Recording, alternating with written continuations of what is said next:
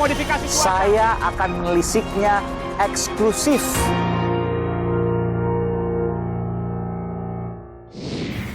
Saudara, saya tiba, Anda melihat seperti perumahan di sini, tapi kalau saya ajak ke belakang, mirip sebuah kampung, Kampung Hermawan Sulistyo. Saya akan menuju ke sana. Prof Kiki, apa kabar? Baik, Sehat selalu, Prof Kiki. Ya. Ini baru pertama kali saya diajak ke rumah Prof Kiki, termasuk juga dojo. Ini dojo. Dojo, luar biasa nih. Home of the Champions. Jadi ini 4 lantai. 4 lantai. Boleh dong masuk sebentar? Boleh, silakan. Jadi ini lantai 1, ruang serbaguna. Dojo tempat latihan karate. Iya. Ini kalau di atas penuh kita pakai latihan, kalau nggak penuh ini ruang makan, ruang reriungan. Ini ke seluruh sebagian dari dokumentasi perjalanan kita.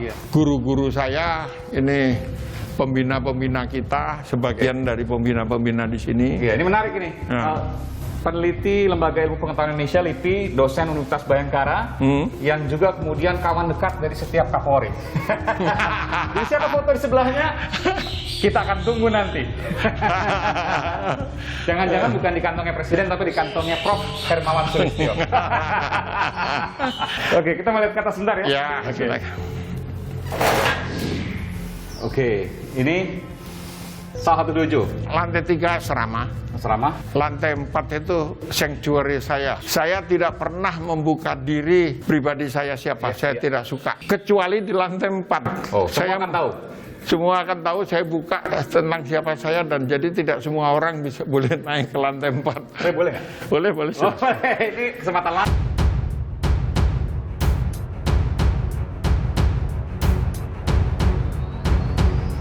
Dunia saya. Reformasi itu 5 halaman inilah ceritanya. Dari pernyataan keprihatinan LIPI sampai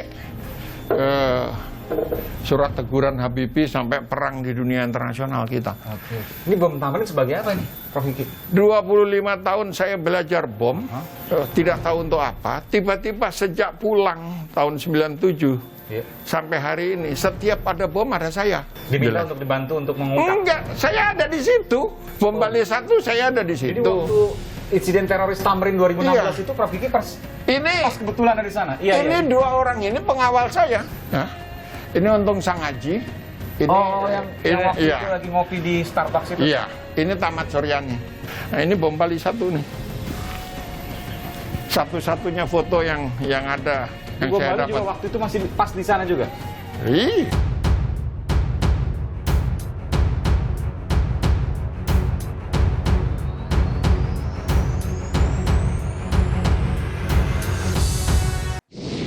Singkat keliling-keliling tadi lantai 1, 2, 3, 4 ya.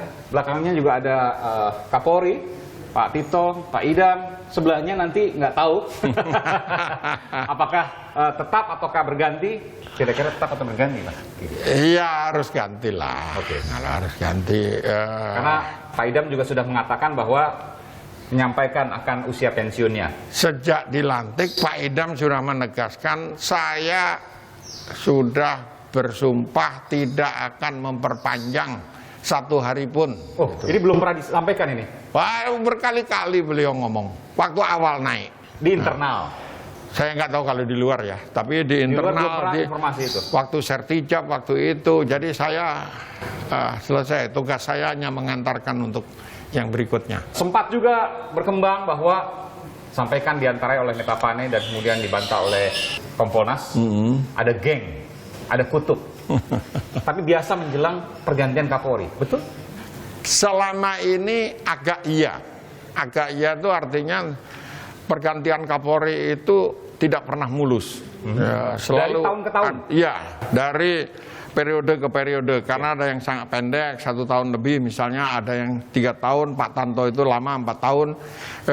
Itu selalu bergejolak gitu. Karena apa? Ada 2 hal, dinamika internal dan dinamika eksternal. Dinamika internalnya terutama karena prinsip diskresi di kepolisian adalah wewenang dan hak untuk mengambil keputusan individual dari setiap anggota polisi. Keputusan itu tidak dari komandan baru kemudian dia pertanggungjawabkan kepada institusi. Jadi setiap jenderal itu boleh ngambil keputusan sendiri yang tidak selalu sejalan dengan atasannya. Internal kepolisian. Iya. Oke. Dan ini norma internasional, norma kepolisi Soal internasional. nanti kemudian ada sanksi dan lain sebagainya belakangan. Ya, karena polisi itu tidak punya atasan, tidak punya komandan. Atasannya polisi itu hukum. Nah, ini menimbulkan tekanan-tekanan, pergulatan bahwa saya yang benar, keputusan saya yang benar, dan saya butuh kelompok. Nah, disitulah tadi pertanyaan tentang kenapa ada kelompok. Jadi Anda mengiyakan bahwa kelompok itu ada? Ya, pasti ada lah. Apa yang paling menentukan untuk duduk sebagai pimpinan tertinggi kepolisian, institusi penegakan hukum terbesar di milik negara di Indonesia? Apakah kemudian dipertimbangkan soal politik? 70% politik. 70% politik? Jadi arah kebijakan Harkamtibmas misalnya, bagaimana suasana politik nasional dikendalikan gitu, itu menjadi salah satu pertimbangan yang sangat penting. Pemeliharaan keamanan dan ketertiban masyarakat. Ya, masyarakat. Dan itu terkait politik pasti. Oh, pasti terkait politik. Misalnya lah pembelahan sosial yang sekarang ini gitu. Polisi dihujat di satu sisi, di sisi yang lain polisi dipuji. Pembelahan sosial digunakannya isu-isu intoleran bagi satu pihak, satu kelompok itu menguntungkan secara politis gitu. Kalau saya Muslim ya saya gunakan label Muslim gitu, ya kan? Nah, tapi label agama ini kalau dibaca dalam konteks nasional maka dia merugikan. Nah, bagi pihak yang merasa dirugikan dengan isu-isu seperti itu, pasti berkepentingan dengan calon Kapolri yang lebih pluralis. Nah, ini yang saya lihat 70%. Sangat presiden akan sangat menghitung ini karena dinamika itu yang paling besar. Ya. Terkait pembelahan, terutama Anda katakan tadi terkait dengan identitas. Ya.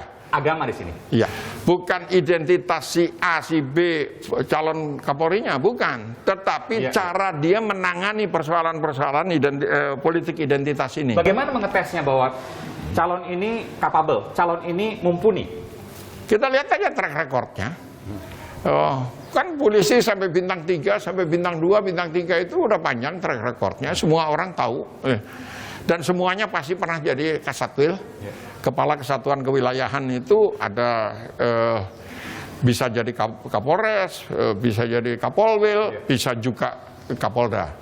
Dan selama track record memimpin satu wilayah, semua orang tahu kan selalu terbuka gitu. Pada kebijakan-kebijakan di dalam isu-isu kritis, maka sangat kelihatan, jelas. Termasuk agenda besar saya harus tanyakan, 2022 dan 2024. Kita tahu 2024 adalah pemilu yang pertama kali akan dilaksanakan nanti, pemilu dan pilkada serentak kalau jadi nanti sesuai rencana.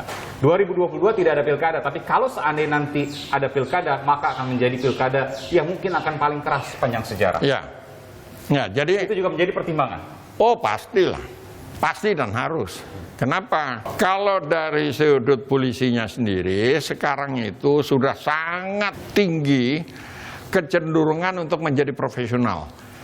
Kami ini bukan kekuatan politik, kami adalah kekuatan negara, gitu, untuk penegakan hukum. Nah, sehingga urusan politik ini dijauhkan. Jadi kalau prediksi Prof. Kiki, yang lebih dari 30 tahun ya, menjadi peneliti dan juga terkait dengan kasus penanganan Kamtibmas, unjuk rasa, kerusuhan yang sering berhubungan dengan polisi, sekarang pun menjadi dosen di Universitas Bhayangkara milik kepolisian. Siapa yang akan menjadi Kapolri nanti? Karakter seperti apa? Bagi saya nama menjadi tidak penting lagi. Nama menjadi tidak penting? Ya, siapa yang bisa memenuhi kriteria itu ya. Dan harapan-harapan presiden yang juga menjadi harapan publik. Kita kan nggak mau pemilu rusuh. Hanya karena politik identitas, hanya karena masyarakat kita belum cerdas. Gitu. Jadi kira-kira siapa foto yang akan ada di sebelah Pak Idam nanti di dojonya Prof. Kiki? Fotonya ada di atas. Fotonya ada di atas, siap-siap. Terima kasih Profesor Hermawan Sulistyo, peneliti yang juga dosen Universitas Bhayangkara Jakarta. Terima kasih. Terima kasih. Sehat selalu Prof. Kiki. Anda banyak sekali kemudian mengetahui di beberapa zaman ketika Anda menjadi pejabat kepolisian, bagaimana sesungguhnya ketika ada bursa Kapolri yang tengah digodok, bagaimana kondisi internal? Sebagaimana pengalaman saya dulu, selalu biasanya kalau sudah menjelang suksesi, di dalam adalah semacam satu persaingan. Teknik modifikasi cuaca. Saya akan menelisiknya eksklusif